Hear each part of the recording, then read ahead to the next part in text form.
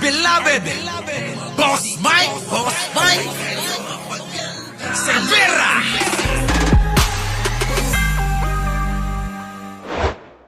Diskubre na leader pala ng mga grupong may kaugnayan sa Chinese Communist Party ang naarestong Chinese national na inakusahang ng espiya sa Pilipinas kamakailan. Kita nyo mga kababayan, ito yung mga espiya na nahuli daw. Oo, ay sunod-sunod ho ito eh. Kabilang umano ang 4 sa 5 lalaking inaresto noong Enero matapos silang maaktuhang nagpapalipad ng drone para maniktik sa kampo ng Pilipinas malapit sa West Philippine Sea. Bukod dito, may regular na pakikipag-ugnayan umano ang mga suspect sa Defense Attaché ng China sa Maynila. Ako mga kababayan, delikado talaga itong mga ito. Ito yung mga kinakampihan at pinoprotektahan ng mga DDS. Tandaan nyo mga DDS, makapili yan. Oh, kaya nilang ibenta tayo sa ibang lahi. Tandaan nyo yan mga kababayan, ha? Diba? Oh, sige tuloy. At namigay pa ng pondo at sasakyan sa ilang opisyal sa Tarlac. Mariing itinanggi naman ng China ang akusasyon at sinabing paninira lamang ito ng Pilipinas. Eh syempre, ganun naman lagi. Ngayon mga kababayan, ha? Maraming naglalabasan na gumagawa daw tayo ng sarili nating sarili daw nating mapa at sinakop na natin pati China. Talaga! Antindi talaga, no? Yung gawain nila, mga kababayan, nako! Ipinapasa sa iba. Oh, ganun yun. Ganun naman lagi. Di ba, mga kababayan? Meron pa bang bago dyan? Oh, eto, mas masakit. Oh, sa mga DDS na nandyan, shoutout sa inyo. Pakinggan ninyo to. Ha? Oh. Palakpakan ng mga tao kahit anong sinasabi niya. At Pakinggan nyo, si Torre, binanatan si Digong. Oh, tingnan ninyo mga kababayan kung paano banatan ni General Torre si Digong. Matindi to mga kababayan. Masasaktan na naman ang mga DDS dito. Yung mga DDS ha, makinig kayo. Kung paano babuyin, ha? Kung paano wasakin, kung paano durugin. Nino, ni General Torre si Digong. Pasok. ginawa niya yun, palakpakan ng mga tao kahit anong sinasabi niya. At pambubudol na ang kanyang mga sinasabi. Palakpakan pa rin ang mga tao, di ba? Jet ski, budol yun na. 3 to 6 months, budol yun na. Oh, di ba? Ano sinabi niya about kay former Senator Trillanes? Offshore accounts, budol din yun na. Oh, budol yun! Oh, ngayon, yung mga yung mga nakapaniwala kay Trillanes, oy, Mayor Along, makinig ka. Yung ginawang paninira kay kay Trillanes, budol yun! Binudol ang taong bayan! Ang nambudol dyan, si Digong! O, kita nyo? Kay General Torre mismo galing yan! Kita nyo mga kababayan, no? Oh. Offshore accounts, budol din yun na. Oh. Di ba? Ay mga at the end of Ulit. 3 to 6 months, budol yun na. Oh. Ano sinabi niya about kay former Senator Trillanes? Offshore accounts, budol din yun na. Oh, di ba? Di ba? Ay mga at the end of the day, napakaraming budol. Pati yung mga sinasabi niya doon na inaamin niyang mga criminal activities niya sa Davao. Sowing intrigues and planting evidence nung siya ay prosecutor. Oh. Ano yun? Lahat joke yun? Kaya siguro, okay lang yun. Ginawa niya sa kanyang termino bilang presidente dahil siya ultimately he's responsible for running the country during the time. Pero ngayon hindi. Iba na presidente. So, it's either he shut up or he... Oh, shut up ka na daw, Digong! Shut up ka na raw, Digong, sabi ni Torre, oh. Oh, di ka na daw presidente, piling ka na lang. Piling na lang. Piling na lang, Argo, yung idol mo raw. Oh, kaya dapat shut up ka na lang daw, Digong. Oh. Just wait for the elections and show his might. Oo nga, antay mo yung eleksyon. At doon nyo ipakita yung inyong galing kung hanggang saan talaga kayo. Eh kaso nga mga kababayan, yung mga kandidato niya wala eh. Yung mga kandidato niya mga kababayan, naku! Hay, nandoon pa rin sa hulihan. Kulelat pa rin, parang yung idol ko si Marcoleta eh. Kulelat pa rin eh. But rallying our people in the wrong direction, using the wrong false pretenses, na parang rally the public using false pretenses. Parang foul naman yun because, the freedom of speech is not absolute and it has to be tempered and done within the limits of the law. Gerard, just going back to this, sabi niya enough is enough. Obviously, we can have a long conversation about the 6 months of Duterte's term. We had Senator Trillanes also on our show, constantly reminding us, hindi lang sa mga budol, but yung mga lumabas sa Quadcom na kung ano-ano, di ba?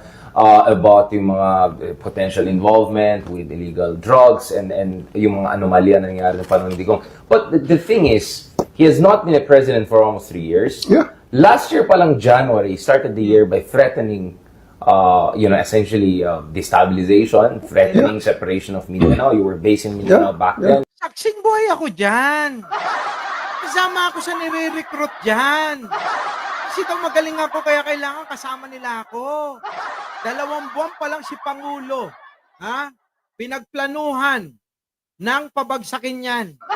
2 buwan pa lang yan si Pangulo, pinagpaplanuhan na ni Duterte, ni Gloria, at sino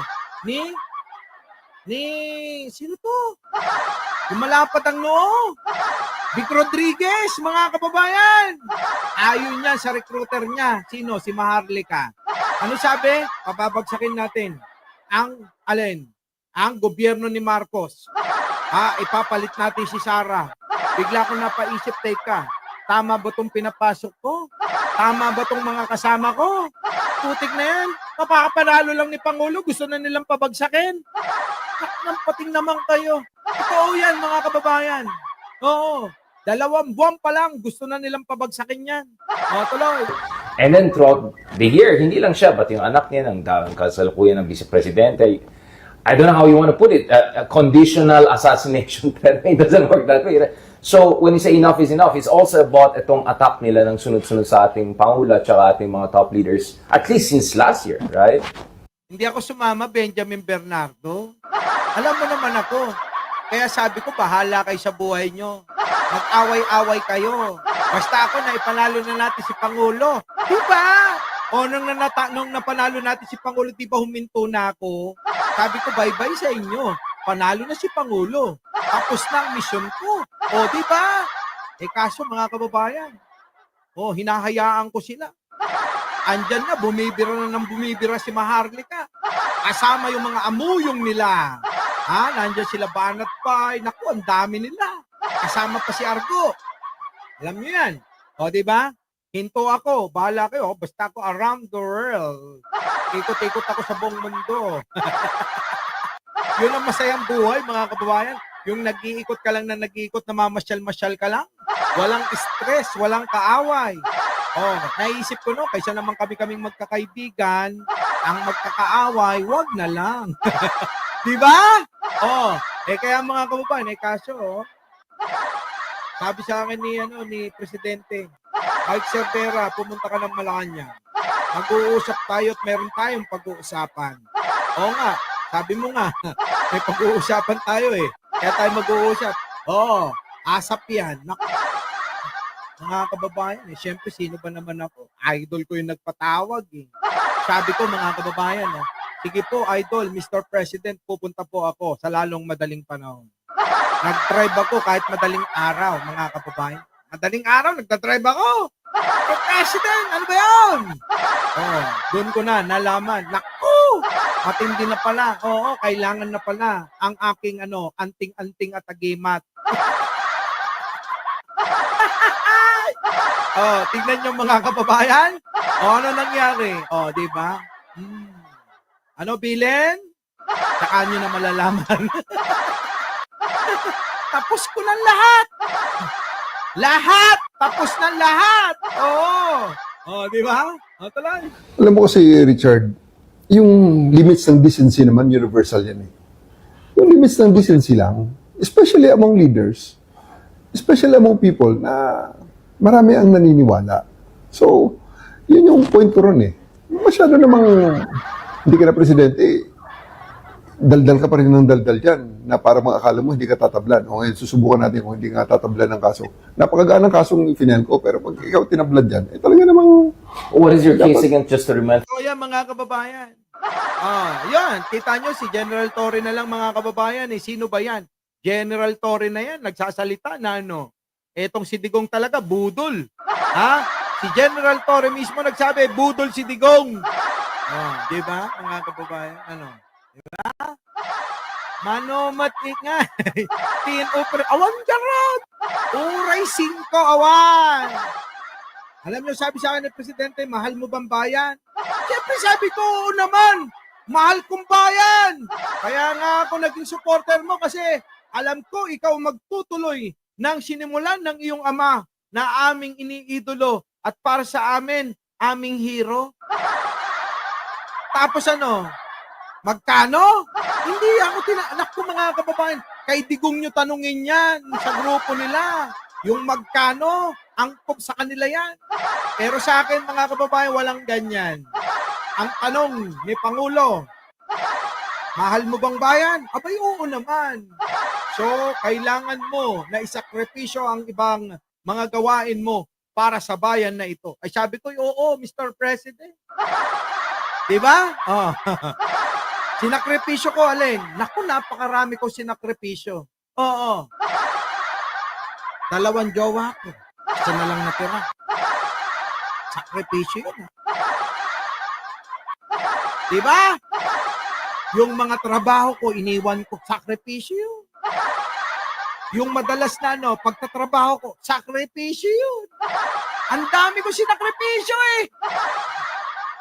Diba mga kababayan? Alam mo yan. Oh, sa mga matatagal na rito, alam na nila yan. Yan po yun mga kababayan. Oh.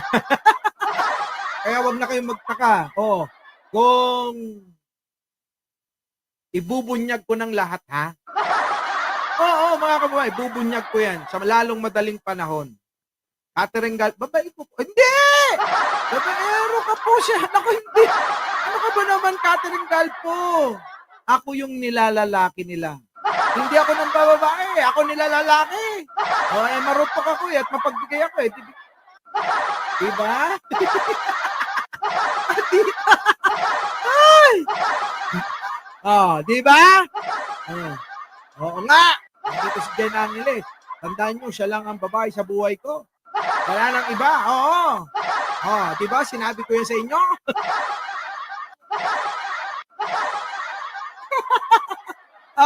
Eto na. Mga kababayan, alam niyo sa totoo lang. Basta sa lalong madaling panahon, abahoy, malalaman yung katotohanan.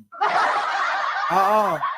Sa lahat ng mga bagay na nangyayari sa paligid-ligid, sa gobyerno ni Pangulo, lalong-lalo na sa social media, mga kababayan, sa lalong madaling panahon, malalaman niyo yan.